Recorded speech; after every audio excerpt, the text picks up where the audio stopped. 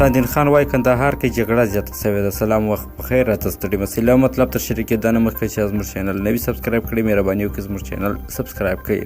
د کندهار امنیه قومندان وایي د هوا له تودېدو سره سم په پاکستان کې د رخصت شوو مدرسو طالبان د وسلوالو لیکو ته راغلي او دلته په دغه ولایت کې جګړه زیاته کړې ده.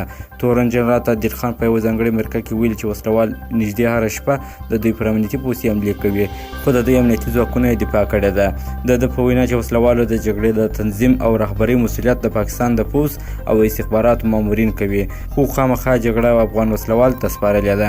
هغه زیاته کړه کله کله په لویو بریدونو کې پاکستاني پوځیان هم د وسلوالو په نوم جګړه کوي چې په وار یې جسدونه د جګړې په ډګر پاتې شوي دي. د خبر د پاکستان استخباراتي کسان تر ډیره دوی ته د جګړې د تنظیم او د ماموریتونو د جوړولو په برخه کې ورسره مرسته کوي.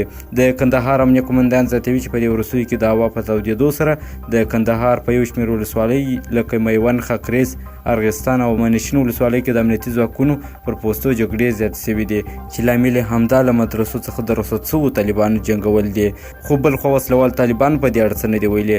تاسو د تادین خان خبرې څنګه ارزوئ؟ خپل نظرونه مو ضرور په کمنټ کې راسره شریک کړئ او د دغسې ښکلو معلوماتو لپاره زموږ چینل هم درسره سبسکرایب کړئ. تر بل مطلبه یا خبره چې تاسو ته زیریږم، تاسو ته ښه وخت. خدای په امان.